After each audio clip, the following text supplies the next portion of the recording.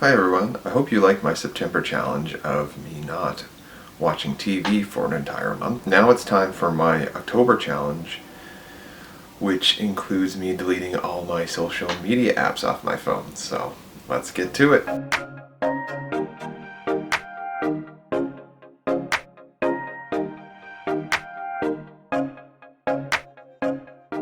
I remember getting my first social media account, which was Facebook, in 2007.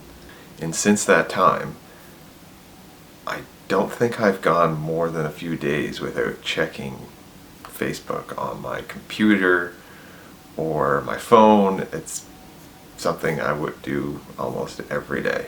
Also, I usually check my Twitter account usually as soon as I get up in the morning because I want to check the news. It's like my newspaper, so I check it every day. Also, I usually check it before I go to bed every night because I want to, if it was a busy day, I want to see what has gone on during the day. As I was going through my challenge last month for September, where I wasn't watching any TV, I started to use my social media apps on my phone more and more because I didn't have anything to do. And I thought this was definitely a good challenge for me because I was not in a good situation with my phone and my apps and the amount of time I was spending on them. So I thought this would be a good way to get me out of my comfort zone again and see what would happen. Now, to say that, I thought I had a lot of screen time, and I actually can't go back and check for September to see what my screen time was, but I definitely know it was probably between 4 to 5 hours every day on my phone, checking whatever. It wasn't just social media apps, it was definitely used for work and stuff like that, but it was totally between 4 and 5 hours a day, which is a lot of your waking hours just doing nothing. Again, as I've done in the last two videos, I wanted to do some research into the use of smartphones and social media have on our health, especially since it's so easy to get access to it because you've got your phone in your pocket or next to you always. So it's so easy. I just wanted to see what those health effects are, and yeah. So when I fired up Google and the good old Google web search and started doing my research, the major thing I found, which is probably what everybody else watching this is thinking, is it has a great effect on your mental health. So an article in the Canadian Medical Association Journal about smartphones and social media use in youth outlines that the mental distress of youth has increased exponentially over the last decade with the rise of social media and smart use. The biggest thing that stuck out for me in the article is that self-poisoning rates for youth between 10 and 18 years old, which had declined in the US since the turn of the century, actually increased substantially between 2011 and 2018 and was primarily in girls. Similarly, a high school study in the US has shown similar patterns for self-reporting symptoms of depression, major depressive episodes, suicidality over the last two decades. Also, the number of teenagers that use social media more than 5 hours a day has gone from 11% in 2013 to 20% in 2017, which is a double over a 4-year span, which is pretty crazy. Now, these are some crazy stats, and correlation isn't always causation, and I don't think there's enough data yet to really make any conclusion or full conclusion on anything, but and I'm no psychiatrist, but there's definitely something going on there that's where smartphones and social media are heightening what's in our society or what's going on. So that's my opinion. Also, I found an article in the National Center for Health Research which indicates that the use of smartphones and social media actually disrupts sleep, and when humans don't have adequate amount of sleep, it can lead to anxiety and depression. The article outlines that there are multiple ways that social media and smartphones will disrupt your sleep. So people that are using their smartphone or on their phone for social media reasons is they'll stay up late online, and the light that comes off the screen will actually disrupt your circadian rhythm, which is sort of which is your sleep rhythm, and make sure you have a good sleep overnight, and it actually disrupts that. People will sleep next to their phone, so if they get a text or a notification, they'll check it and respond to it right away during the night.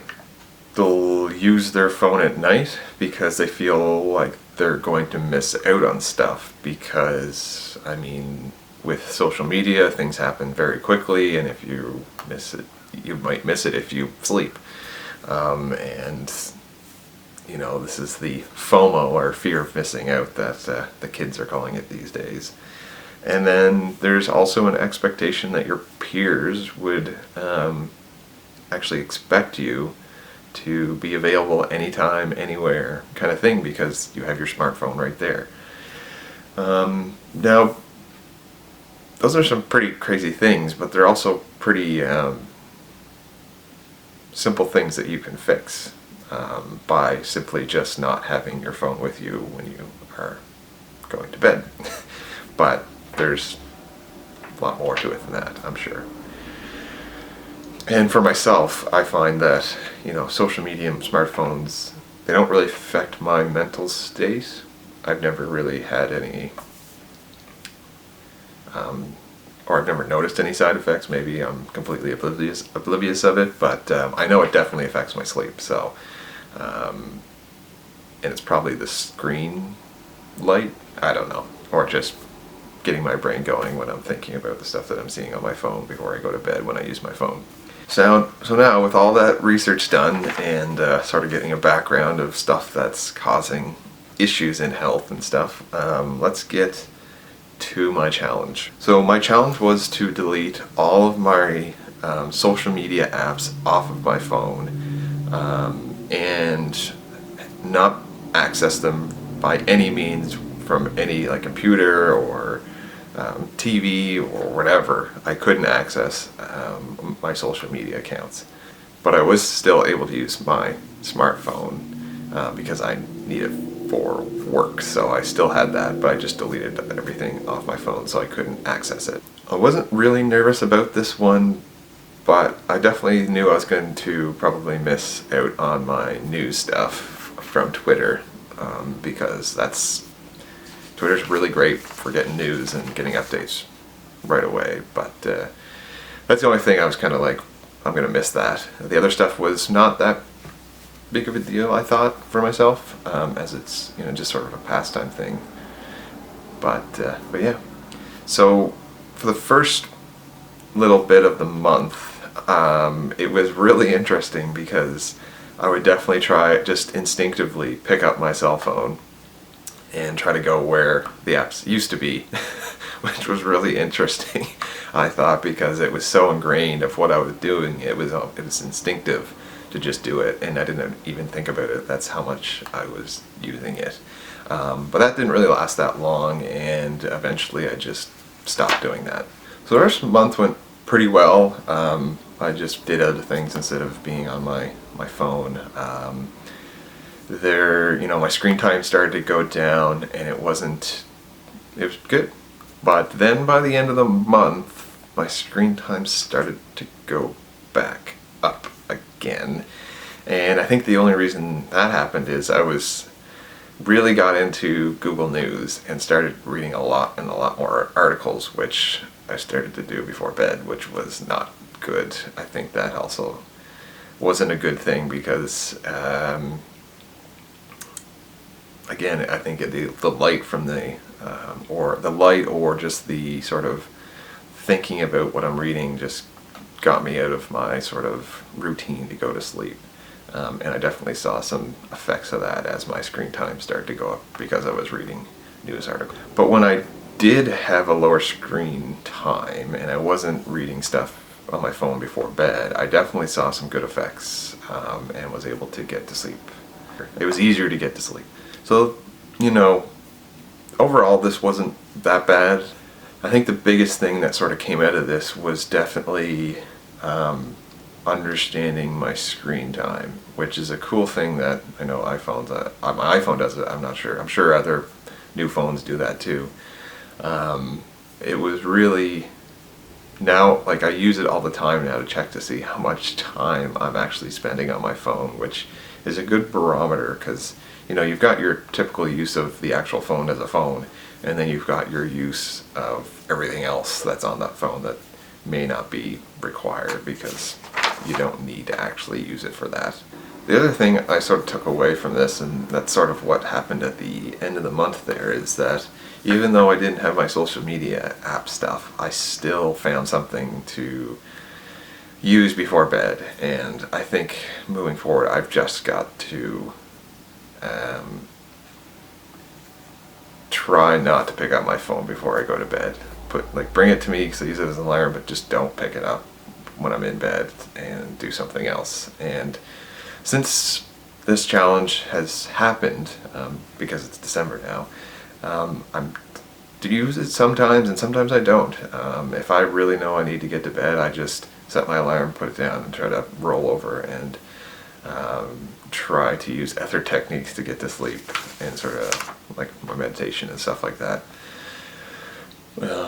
Instead of just sort of wasting like an hour before I fall asleep on my phone or something like that. It's just not worth it. That was my October challenge, and yeah, we're moving on to November.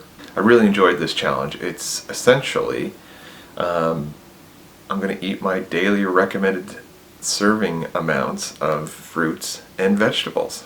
Just like your mother used to say, eat your vegetables and eat your fruit. And actually my mother used to call it the fart for life diet. So yeah, let's see how that goes and stick around and check it out. And yeah, that's the end of this video. So thank you for watching, and if you liked the video, please give it a thumbs up. If you like the content I'm creating, please subscribe, and we'll see you for the Fart for Life diet video for November. Alright, see ya.